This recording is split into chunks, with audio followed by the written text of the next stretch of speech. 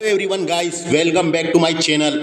Chapter 1 हम class 10th का discuss कर चुके हैं। इसका थ्योरी वाला टॉपिक हम इसमें इंटेक्स क्वेश्चन डिस्कस करेंगे दोस्तों। केमिकल रिएक्शन एंड इक्वेशन के इंटेक्स्ट क्वेश्चन डिस्कस करेंगे। आप देख सकते हैं पेज नंबर 6 के क्वेश्चन हम डिस्कस करेंगे और हो सके तो सारे इंटेक्स क्वेश्चन में डिस्कस करने की कोशिश करूंगा दोस्तों। उसको आपको बताने, समझाने, एक्सप्लेन करने की कोशिश करूंगा। यह लेक्चर मेरे द्वारा डिस्कस किया जा रहा है। My name is Vikram हंडेलकर।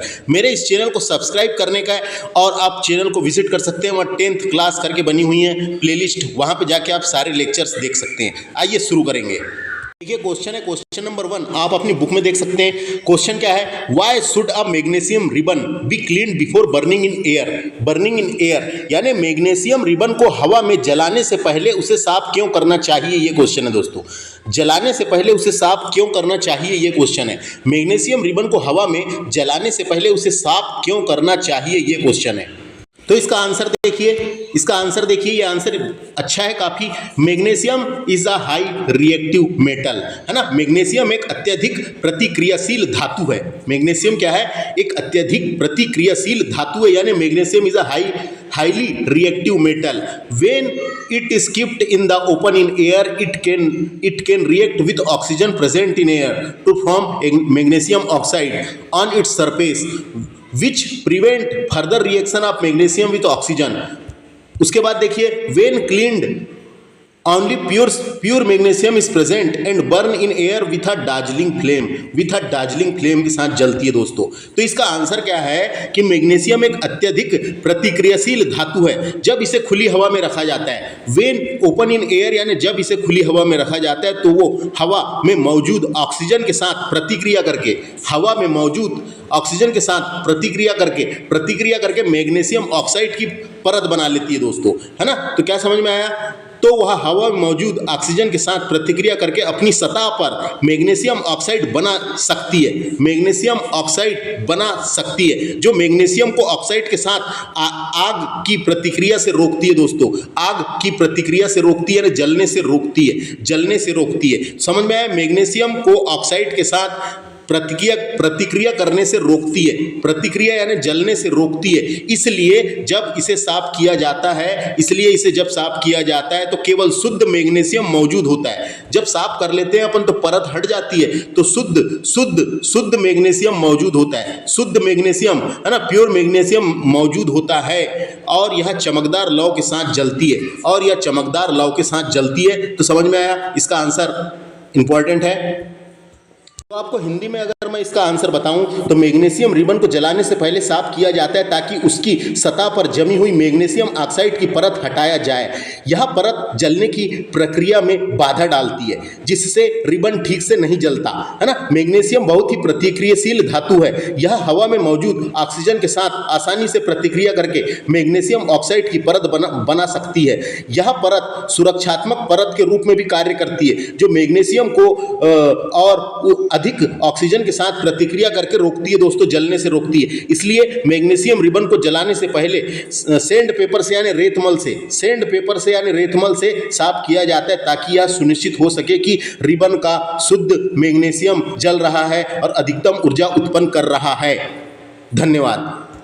Question number 2 देख सकते हैं आप। Right the balance chemical equation of the following chemical reaction, है ना। ये chemical right the balance chemical equation लिखना है। यहाँ पे जो केमिकल रिएक्शन दिया हुआ है इसका, जैसे hydrogen plus chlorine equal to यानी एरो लगा के बताया गया है। प्रोडक्ट जो बनेगा हाइड्रोजन क्लोराइड। तो ये एक क्या है? प्रतिक्रिया है जिसमें हाइड्रोजन का फार्मूला क्या होता है?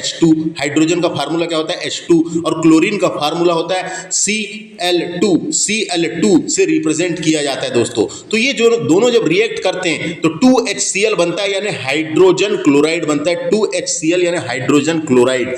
तो हमें क्या समझ में आया? यहाँ पे H2 क्या है? तो H2 हाइड्रोजन गैस का प्रतिनिधित्व कर रहा है दोस्तों। यहाँ पे हाइड्रोजन गैस का प्रतिनिधित्व कर रहा है। Cl2 जो है क्लोरीन क्लोरीन गैस का प्रतिनिधित्व कर रहा है, क्लोरीन गैस का प्रतिनिधित्व कर रहा है। और 2HCl है, जो 2HCl है वो हाइड्रोजन क्लोराइड गैस के दो अणुओं का प्रतिनिधित्व कर रहा है।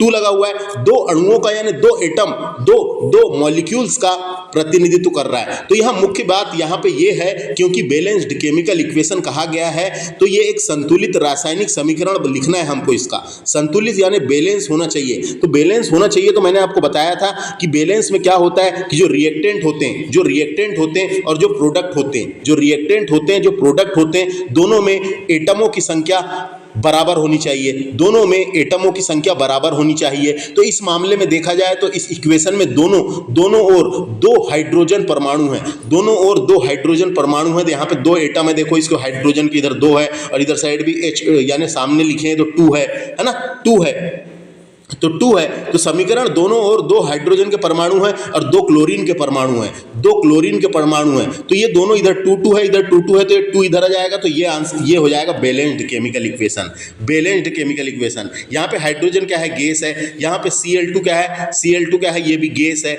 और यहाँ पे जो बना हुआ है 2HCl, ये भी गैस है दोस्तों, ये भी गैस है। तो ये है बैलेंस्ड केमिकल इक्वेशन लिखने कहा गया था। तो ये है फुल बैलेंस्ड केमिकल इक्वेशन, इसका याद रखना है। क्वेश्चन नंबर 3 यानी क्वेश्चन नंबर 2 का ही सेकंड वाला है। देखिए, right the balance equation of the following chemical reaction. देख सकते हैं यहाँ पे आपको इक्वेशन दी हुई है, लिखा हुआ है। इसका हमको बैलेंस्ड केमिकल इक्वेशन लिखना है। क्या लिखना है, बैलेंस्ड केमिकल इक्वेशन लिखना है। तो सबसे पहले देखिए बेरियम क्लोराइड और एल्यूमिनियम क्लोराइड है ना। तो इसका ये लिख लिया हमने BaCl2 और ये एल्यूमिनियम सल्फेट का लिख लिए Al2SO4 है ना 3। तो ये लिखे तो ये समझ में आ गया, बेरियम क्लोराइड और एल्यूमिनियम क्लोराइड ये रिएक्ट करके क्या बना रहे हैं, तो बेरियम सल्फेट बना रहे हैं। क्या बना रहे हैं, बेरियम सल्फेट और एल्यूमिनियम क्लोराइड बना रहे हैं दोस्तों, एल्यूमिनियम क्लोराइड बना रहे हैं। तो सबसे पहले यहाँ जो लिखा हुआ है इसका अगर हम इक्वेशन लिखेंगे तो इस प्रकार का बनेगा, इस प्रकार का इक्वेशन बनेगा। आप देख सकते हैं यहाँ पे इस प्रकार का इक्वेशन बनेगा। यहाँ पे इक्वेशन BaCl2 ये क्या हो गया, BaCl2 ये हो गया बेरियम क्लोराइड। दूसरा Al2SO4 और 3 भी लगा हुआ है, ये है एल्यूमिनियम सल्फेट है ना।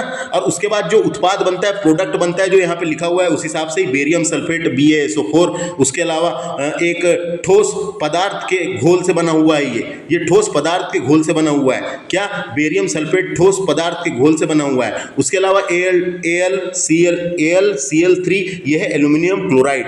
तो ये क्या हुआ हमें समझने वाली बात है यहाँ पे। तो इसको हमको बैलेंस करना है, तो बैलेंस केमिकल इक्वेशन इसका इस प्रकार बनेगा, इसको आप अपनी बुक में लिख सकते हैं। क्यों, क्योंकि ये डबल डिस्प्लेसमेंट रिएक्शन है। कभी पूछा है कौन सा रिएक्शन है, तो डबल डिस्प्लेसमेंट रिएक्शन है, डबल डिस्प्लेसमेंट रिएक्शन है। क्योंकि यहाँ पे बेरियम और एल्यूमिनियम अपने संबंध आयन यानी सल्फेट और क्लोराइड के साथ स्थान बदल रहे हैं। देख सकते हैं आप, ये इसके साथ स्थान बदल लिया और इसने इसके साथ स्थान बदल लिया, इसलिए इसको बोलेंगे डबल डिस्प्लेसमेंट रिएक्शन। कभी आ सकता है एग्जाम में, किसका कौन से केमिकल रिएक्शन का उदाहरण है या एग्जाम्पल है, तो डबल डिस्प्लेसमेंट रिएक्शन का उदाहरण है, ये याद रखना है। किसका है ये, डबल डिस्प्लेसमेंट रिएक्शन का।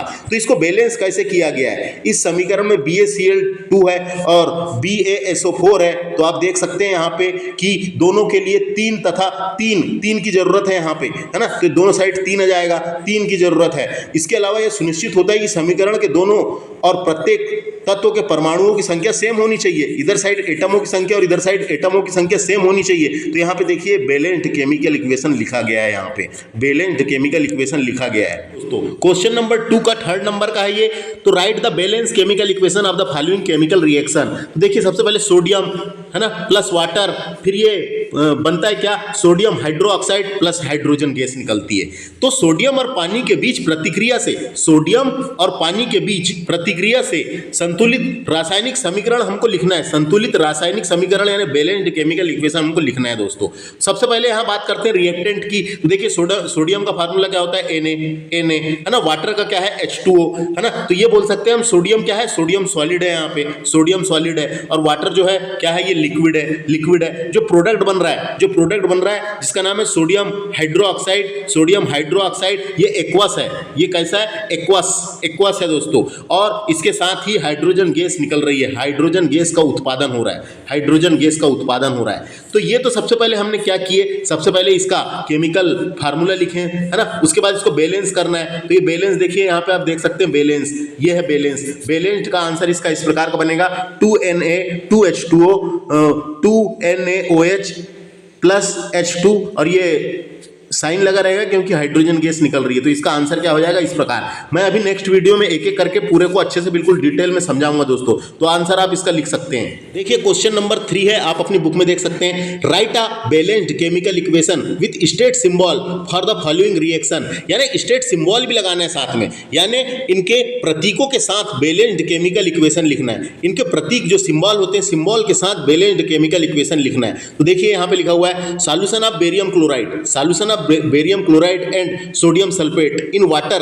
react to the insoluble barium sulfate and the solution of sodium chloride in the solution of sodium chloride। तो कैसे लिखेंगे इसको, तो बेरियम क्लोराइड क्या होता है, तो BaCl2 और ये बेरियम क्लोराइड जो है, ये बेरियम क्लोराइड जो है जल में घुला हुआ है, एक्वस है, जल में घुला हुआ है, एक्वस है, याद रखना है। उसके बाद नेक्स्ट क्या है यहाँ पे sodium sulphate Na2SO4, sodium sulphate जो है ये भी एक्वस है ना, एक्वस है यानी पानी में घुला हुआ है, एक्वस है। अब ये रिएक्ट करके BaSO4 बना रहा है, बेरियम सल्फेट बना रहा है। क्या बना रहा है, बेरियम सल्फेट बना रहा है। और ये आग घुलनशील है और ठोस है, आग घुलनशील है यानी सॉलिड है, ठोस है। तो देखो ये क्या BaCO4 बन रहा है, यानी ये क्या है, सॉलिड है।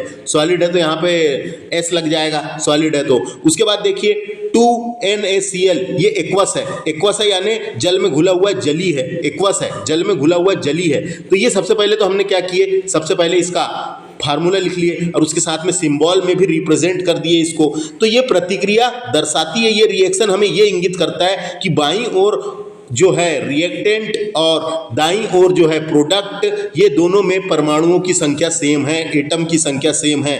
तो ये इंगित करता है कि ये जो है बैलेंस्ड केमिकल इक्वेशन है। ये जो बैलेंस्ड केमिकल इक्वेशन है दोस्तों, यह प्रतिक्रिया दर्शाता है कि बेरियम क्लोराइड और सोडियम क्लोराइड के जली घोल ठोस बेरियम सल्फेट में बदल जाते हैं। देखो ठोस में बन रहा है, यहाँ पे ठोस बेरियम सल्फेट में बदल जाते हैं और सोडियम क्लोराइड का घोल बनाने के लिए प्रतिक्रिया करते हैं, सोडियम क्लोराइड का घोल बनाने के लिए प्रतिक्रिया करते हैं। किसका एग्जाम्पल है, ये डबल डिस्प्लेसमेंट रिएक्शन का एग्जाम्पल है। आप देख सकते हैं एक में के यहाँ पे बदल रहे हैं, Ba के साथ SO4 आ गया है ना, और Na के साथ Cl आ गया। तो बोल सकते हैं यहाँ दोहरी विस्थापन अभिक्रिया यानी डबल डिस्प्लेसमेंट रिएक्शन है, जिसमें जो रिएक्टेंट के आयन है वो भागीदारी आपस में बदल रहे हैं। बेरियम क्लोराइड के साथ बदल लिया उसने सोडियम सल्फेट ने, और सोडियम सल्फेट ने मिलकर ठोस बेरियम बना लिया, है ना, ठोस यानी सॉलिड बेरियम सल्फेट बनाया, जबकि सोडियम सल्फेट बेरियम क्लोराइड के साथ Cl के साथ मिलकर घोल में तब्दील हो गया है, बदल गया है। तो इसको बोल सकते हैं डबल डिस्प्लेसमेंट रिएक्शन। क्वेश्चन आ सकता है कौन सा रिएक्शन है, ये डबल डिस्प्लेसमेंट रिएक्शन है और ये बैलेंस्ड है दोस्तों, है ना, ये बैलेंस्ड केमिकल इक्वेशन है। तो इसका मैं अलग से वीडियो बनाऊंगा क्यों ये बैलेंस है, लेकिन आपको अभी आंसर में इतना लिखना है, समझ में आएगा, इतना लिखना है। नेक्स्ट क्वेश्चन डिस्कस करेंगे, right the balanced chemical equation with state symbol. इसमें भी स्टेट सिंबल लगाना है ना, सिंबल लगाना है फॉलोइंग रिएक्शन। तो देखिए सोडियम हाइड्रोक्साइड का सॉल्यूशन है यहाँ पे इन वाटर, रिएक्ट कर रहा है सोडियम क्लोराइड के साथ, सॉल्यूशन के साथ जो वाटर में है, प्रोड्यूस कर रहा है, ये क्या बना रहा है, sodium chloride solution and water साथ में बना रहा है। तो देखिए सबसे पहले इसके सिंबल रिप्रेजेंट करना है। सबसे पहले सोडियम हाइड्रोक्साइड NaOH, ये एक्वस है का मतलब ये पानी में घुला हुआ है, है ना, पानी में घुला हुआ है सोडियम हाइड्रोक्साइड। उसके बाद ये लिख लिया अपन ने कि hydrochloric acid HCl, hydrochloric acid ये कैसा है, ये भी एक्वस है दोस्तों, पानी में घुला हुआ है ना। और इसके बाद क्या लिखा हुआ है, ये प्रोड्यूस कर रहा है, क्या प्रोडक्ट बना रहा है, सोडियम क्लोराइड। तो सोडियम क्लोराइड NaCl, है ना, बना रहा है, जो एक लवण है पानी में घुला हुआ है, ये एक्वस है, ये भी कैसा है, एक्वस है, पानी में घुला हुआ है। इसके अलावा ये प्रोडक्ट के रूप में तरल अवस्था में उत्पाद कर रहा है किसका, लिक्विड। तो ये लिक्विड बन रहा है, तो ये क्या है, ये H2 है, वाटर का निर्माण हो रहा है। तो ये इसका आंसर इस प्रकार का होगा दोस्तों, ये आंसर इसका इस प्रकार का होगा। और कभी एग्जाम में आया कौन सा रिएक्शन है, तो ये न्यूट्रलाइजेशन रिएक्शन है। कैसा रिएक्शन है, ये न्यूट्रलाइजेशन रिएक्शन है, न्यूट्रलाइजेशन रिएक्शन है। न्यूट्रलाइजेशन रिएक्शन को ही इलिमिनेशन रिएक्शन भी कहा जाता है दोस्तों। इसे ही क्या कहते हैं? इलिमिनेशन रिएक्शन कहते हैं। क्यों? क्योंकि ये केमिकल रिएक्शन में 2 एटम का ग्रुप है। 2 एटम का जो ग्रुप है, यहाँ पे ग्रुप है जो क्या है, इसमें 2 परमाणु या परमाणुओं के समूह को हटा दिया गया है। देखिए, परमाणुओं के समूह को हटा दिया गया जिससे डबल बॉन्ड या ट्रिपल बॉन्ड बने हैं। डबल बॉन्ड या ट्रिपल बॉन्ड बने हैं। तो यहाँ ये सिद्ध करता है कि ये एक कैसा रिएक्शन है, ये एक कैसा रिएक्शन है। तो ये न्यूट्रलाइजेशन रिएक्शन है, इलिमिनेशन रिएक्शन है। कैसा रिएक्शन है? इलिमिनेशन रिएक्शन है। याद रखना, एग्जाम में आ सकता है कौन सा रिएक्शन है करके। नेक्स्ट, इस तरह से हमारे पेज नंबर 6 में जितने भी क्वेश्चन थे वो हमने डिस्कस किए हैं दोस्तों। लेक्चर कैसा लगा कमेंट करके बता सकते हैं। धन्यवाद।